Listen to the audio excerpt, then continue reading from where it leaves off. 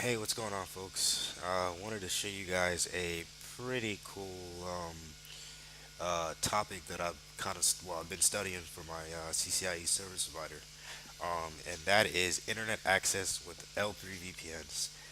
Um, so I really wanted to show you guys how it's done on both iOS and iOS XR. Um, there is some differences, well, actually, some major differences of how you do it on both platforms. The logic is still the same for the different options I'm going to show you, but there's, so we'll just go from the top. So there's three main options.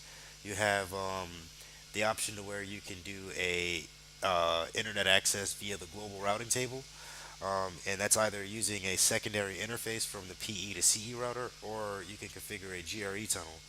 Um, and I'll show you that that's the option that I ended up doing on from between router 5 and 19. I did that on both iOS XR for 13 and 20, and then 5 and 19, just to show you guys the differences there. And then also, the next option is in the global routing table, and then there's another option within the global routing table and with static routes. There's going to be two main differences of operations. So the way this is, first we'll go off into what it looks like from R5 to R19. So just to give you guys an overview of the topology, this is my MPLS core. Where you see red and green is going to be my customer sites. They're running ISIS between them two, and then for my internet uplink, I have router 2 connected to router 23. He is pure eBGP between them. He's exchanging routes, and so my scenario is now is that I have customers that are participating within their own private VPNs, but I want them to be able to also access the internet. There's a route that I was doing before that actually is frowned upon, where I was actually importing the entire routing table of the PE routers into the VPN tables of the customer routers. You could do that, but if you think from a scaling perspective, if you have 30 VPN customers who want to use internet access, you would have to replicate that routing table 30 different times. So, from a scalability standpoint, it's just not a design option that I would go for, but it's an option. With the IE, you just want to know everything that's in your tool belt, so you want to be able to at least do it. So for these particular scenarios, what I did it is I did it from a more practical deployment. So we'll look at it from 5 to 19. We'll close all these routers out, and we'll open up the ones that we need. So what we're going to look at is going to have R23 open, which is our internet router. Then we're going to have router 2, which is our main core router. And then he is the BGP route reflector for my unicast IPv4 table. Um, and what I don't have exchanged here is I don't have the PEs in their VPN v4 sessions configured. This is only participating for if I have VPNs between PEs and I want to provide internet access. And inadvertently, by doing this, I'm actually giving access to the PEs through the internet. So I'll show you guys what I'm talking about here in a second. So we'll open up router 5, and then we'll open up router 19.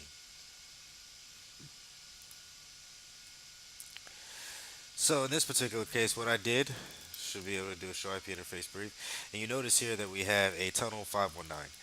So this tunnel 519 on router 19, which is my CE router here, what that is representing is just because I have only a single interface from my PE to my CE, having a secondary interface, I could have done that, but I just wanted to show it from a more practical standpoint. Having a secondary interface wasn't an option here, so what I ended up doing was doing a GRE tunnel. So if I do a show IP route, and you notice that I have a few routing table. So let's look at the config first. So run interface tunnel 519. So on this tunnel, what I did was I just did a basic config where the IP address is 172.519.2.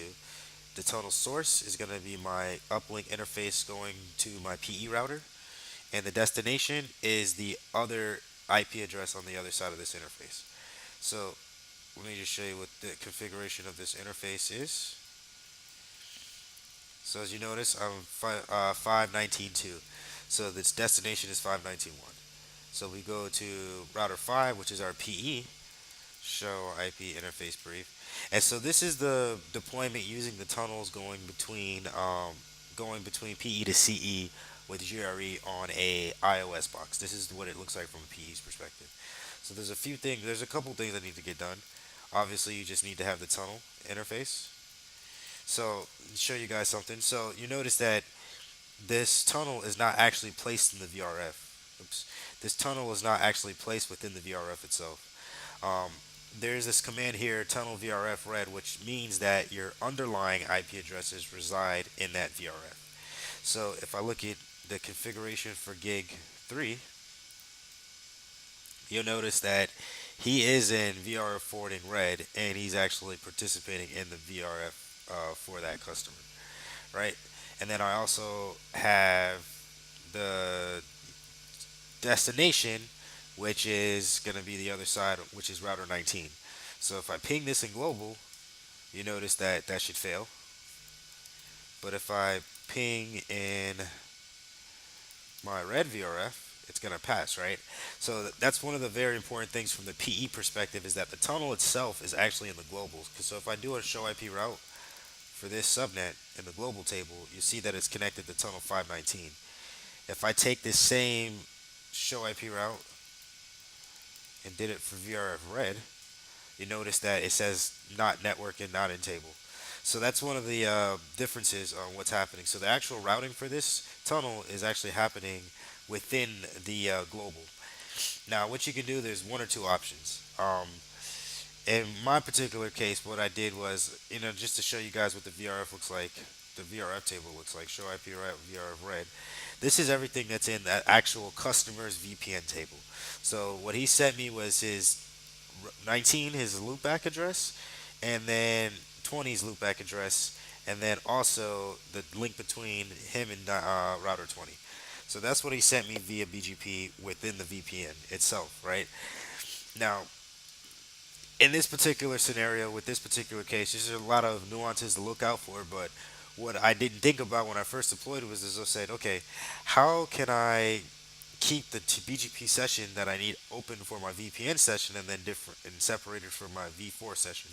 So what I did was, if you do a show run section router BGP on PE, and I mean that sounds kind of crazy when I say it, but it'll make sense when I look into configuration. So here for the actual VPN v4 exchange, this is the session that we have built between router 19, right?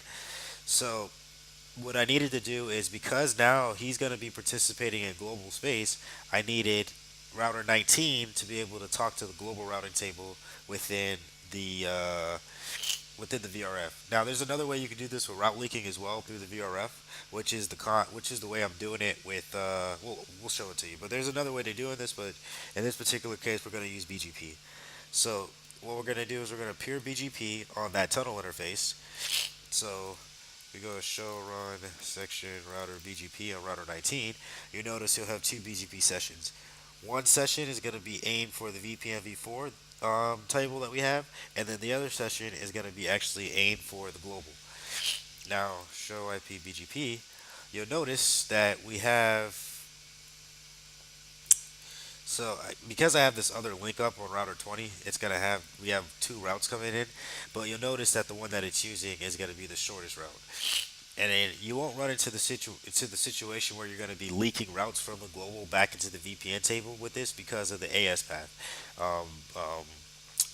loop prevention mechanism. So what will happen is R23 has sent its routes via the global table to R2. R2, who has a peer to R5 in the IPv4 BGP exchange, they're exchanging that route, so he receives it from R2, right? R5 then peered with 19 in the global route is going to start passing those routes that he learned from R2 into R19, and which is why we have show IP route BGP, while we have this large BGP table. All these routes are going to be coming from the global table. So now what I'm going to be able to do is ping 8.8.8.8, which is Google. You're going to notice some really high ping times. See what's happening here. Show IP route. Oh. Let's see what's happening here. 'Cause I should have been able to ping that. Let's see. Oh, okay. Well, that's the problem. So I need to put a static route in there, or I could have BGP advertise it. But here, so if I do a show IP route 0.0.0.0.0.0.0.0. 172. What is that? 519.1. Oh, got a zero. 72, 519.1. Alright, show IP route. So we have a default route. So I should be able to, no sourcing it, because it should be able to go through my exit interface. Now what is going on here? Let's take a look and see what's happening. So if I come out, show IPsef 8.8.8.8, coming out of my tunnel 519. So that's going to be my source IP address. Router, show IP route 172. 519.2. He can ping that. Why can't he get out to the internet?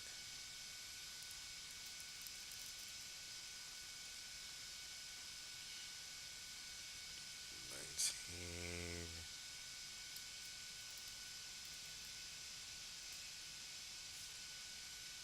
Alright. Oh, that's why. Okay, so I need to get a default routes from router 5's perspective. I missed that as well. So we'll do this to 10.0.0.2. So another thing that I'm also doing here, because the routers in the middle of the core have no idea about the routes. So he doesn't. So router 7 doesn't actually know anything about anything coming from router 23. So in order for routes to traverse the core, you have to use MPLS. So I'm actually label switching through the core to the internet router for routes that are not known inside the actual core. It's not a good example here, but let's see.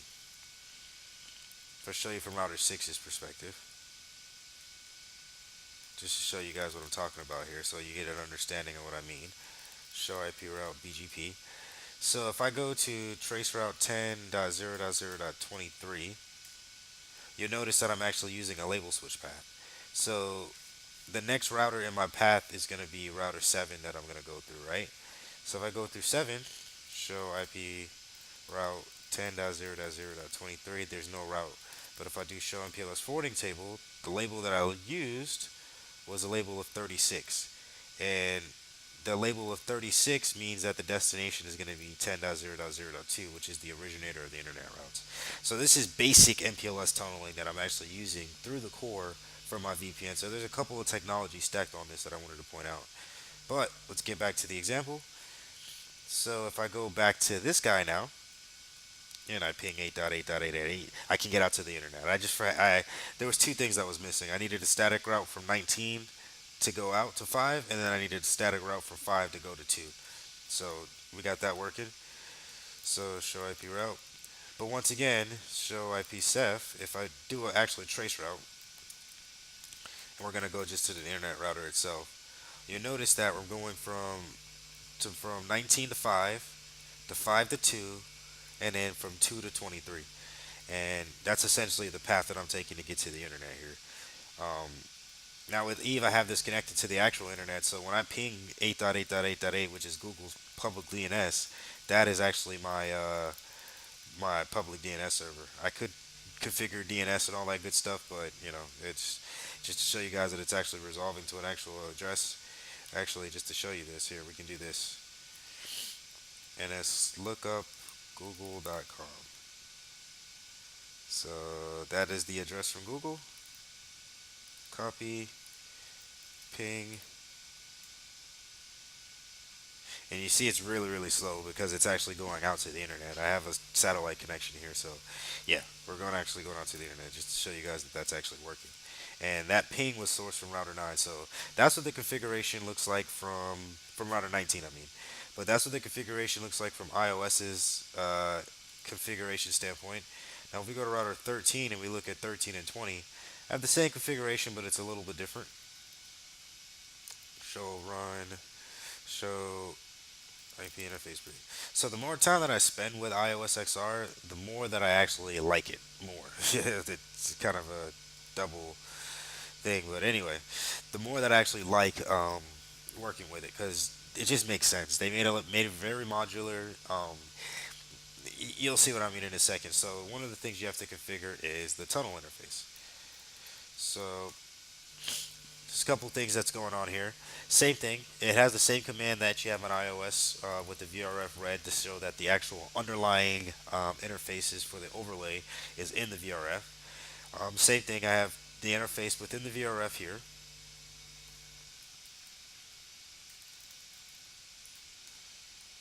which is in VRF red, to show you guys the two endpoints, right?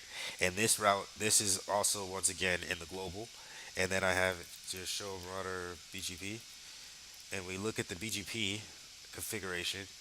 We have the VPN v4 session, right, between 13 and 20, and then we also have the IPv4 unicast session between 13 and 20 within the global. So if I do a show route VRF red, very small VRF table. I don't even think I have the session up between them on the VPN v4 side. Um, I don't think I do because I would be receiving routes. So I'm not even getting any routes from this guy. This is just what the bare minimum what the table looks like. But if we log into router 20, so IP BGP summary.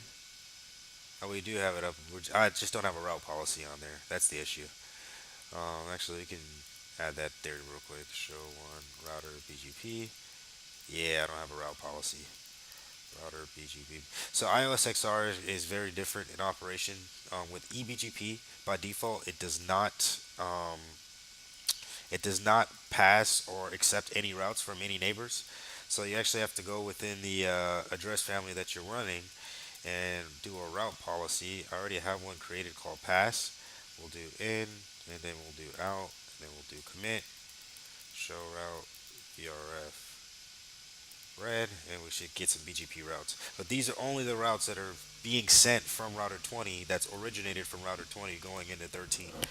Um, Even though router 20 does have routes from BGP, show IP BGP, because I still have AS path, I don't have allow ASN.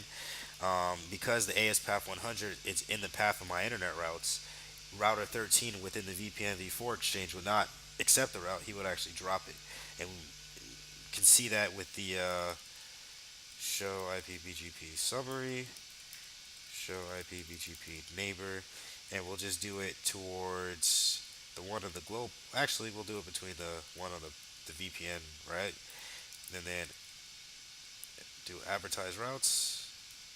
And you'll notice that all these routes are being advertised, but because this is an AS path going into 13, he's not going to accept it anyway. I could filter it out if I wanted to make sure there aren't no routing leaks, but that's just a prevention on the provider side that he just makes sure he just doesn't put the allow ASN command. So that's how that works, and that's going through the table, through the global routing table without the use of static routes. You're actually using dynamic routing.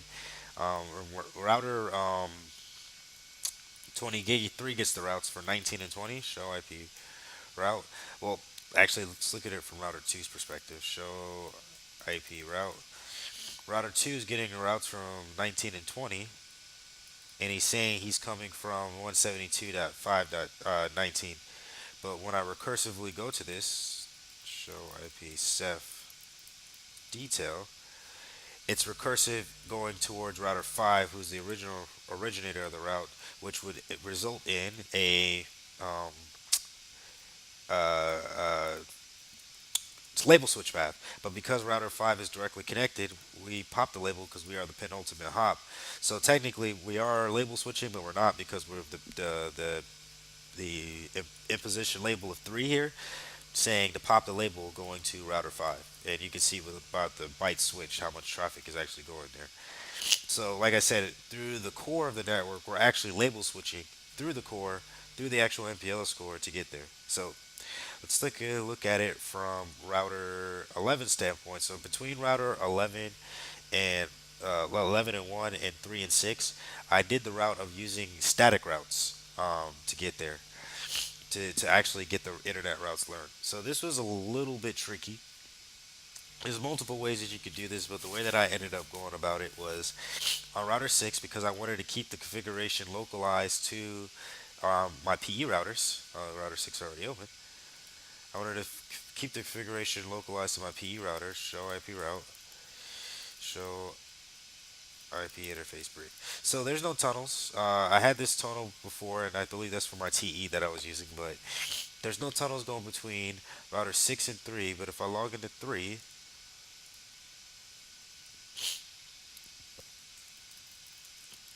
you'll notice that 3 will be able to ping out to the internet, right? And the way this is working is that between 3 and 6, I have my VPN v4 sessions stood up. So he's actually only paired within the VPN v4.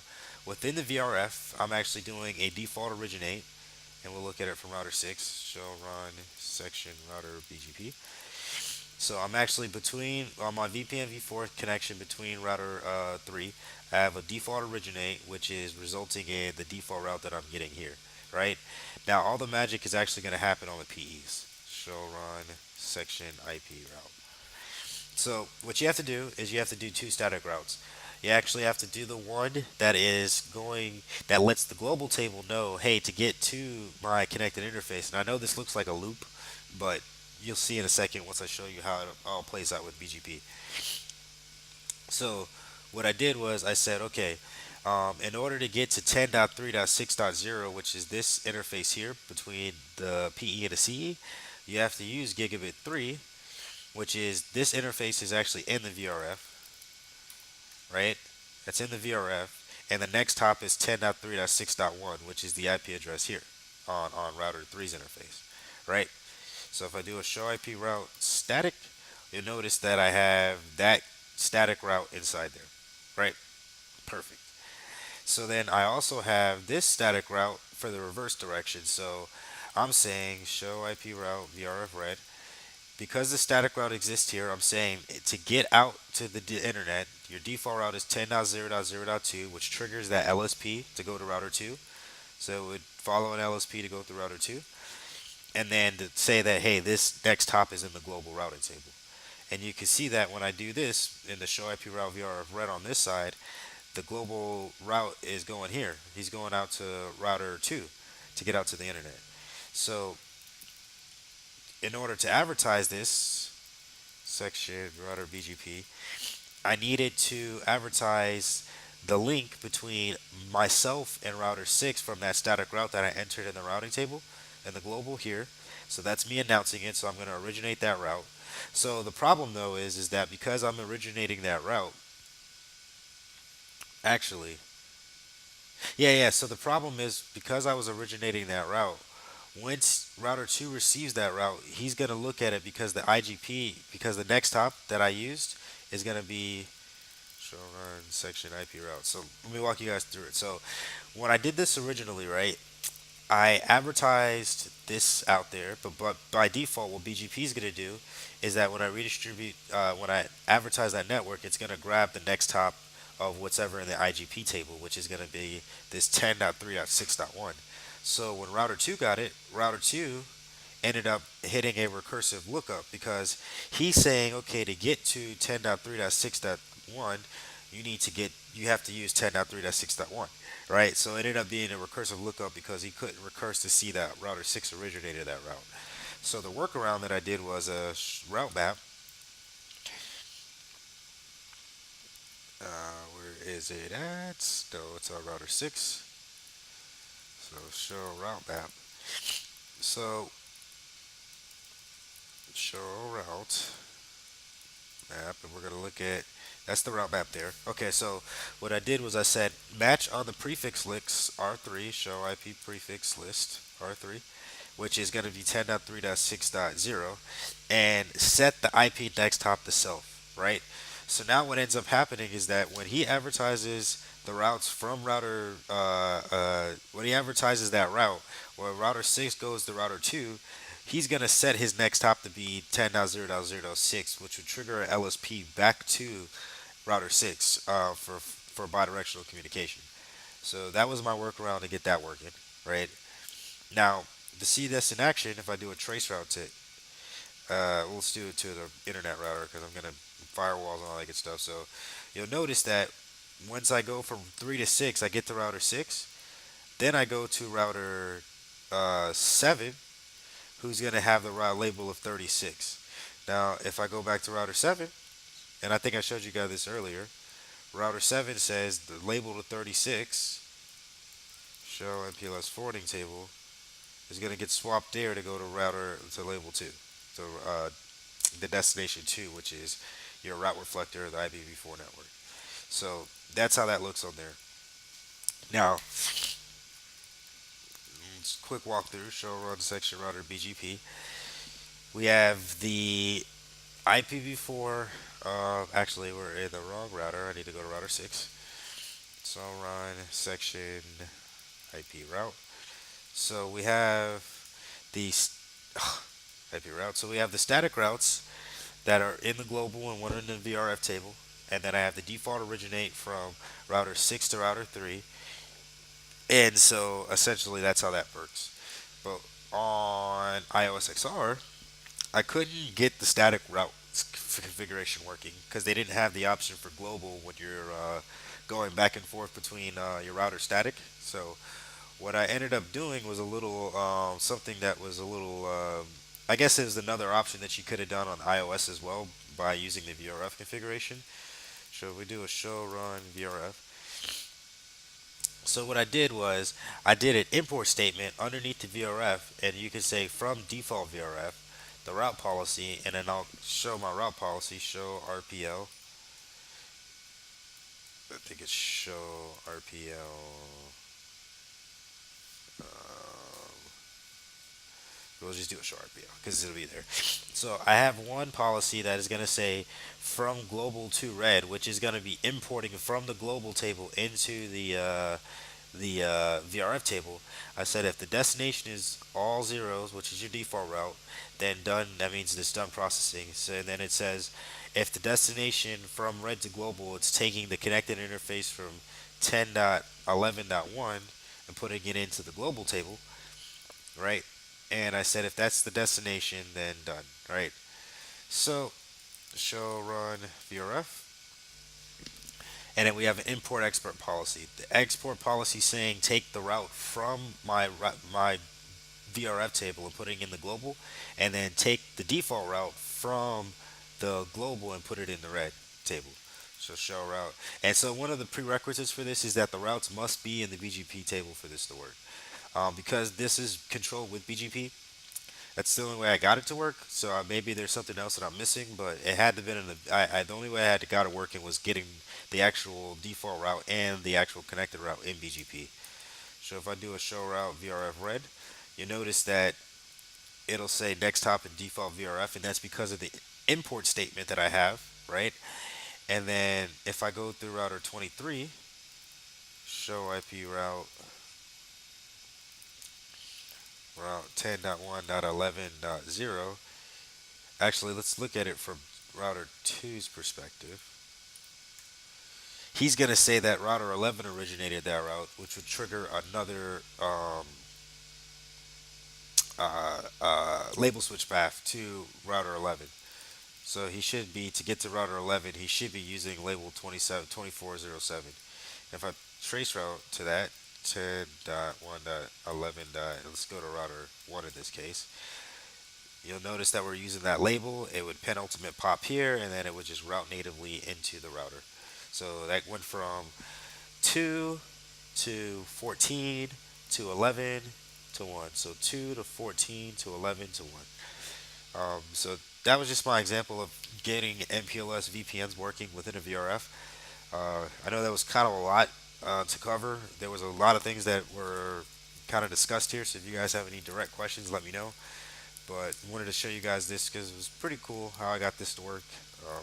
There's other methods that I could possibly do. So if you guys have any suggestions, the more the merrier because you got to be prepared for this test. So I just wanted to show you my method of delivering internet to. Oh, actually, one more thing. So remember how I said that if I do a show IP route, notice that these are because they're using static routes on this side going out. I only have a default route here, and then on router 19, he has the full routing table because he's actually exchanging BGP with the provider via the IPv4, right? So what's kind of cool about this is that if you notice, if I wanted to see router 1 show IP route 10.0.0.1, I don't have a route to it, right? Actually, let me do it the other way because since I'm not advertising router one, they're not going to work that way. So what I can do is from router three's perspective, I can say, hey, I need to ping router 20, and I should be able to ping router 20 because I'll be participating in the global route, right? So notice I got there. So 20.0.0.20. Just show you guys the path that it's taken because of the LSP and PLS. I got to figure out what exactly where this happens, but it's not actually dropping in the packets. I'm pretty sure it has to do with the label switch paths that for MPLS. But anyway, to show you the path that 3 took to get to actually router 20, right? So it went from 3 to 6, then from 6 to 7. So 3 to 6, 6 to 7, and then from 7 to 14. So 7 to 14, 14 to 2, and then from there it went from 2 to 13, or 2 to 8. No, it went 2 to 13. Oh, I must have some equal class. I must have some ECMP going on here. That's probably why that's happening. So 8 to 13, and then over that tunnel interface that's configured on router 13, that goes to router 20. So even though I don't have the VPN v4, route target imports or the VPN v4 BGP sessions between the PE routers, I'm still able to talk to my other sites through the internet, quote unquote, um, going via router 2 because technically router 2 is the know all, see all router, and because he has the route to router 20 in his routing table, he actually knows how to get there via that tunnel interface going to router 20. So, yeah, show you guys some really cool things about MPLS VPNs. If you have any other questions or any solutions that you guys would like me to try, uh, let me know. Thanks. Bye.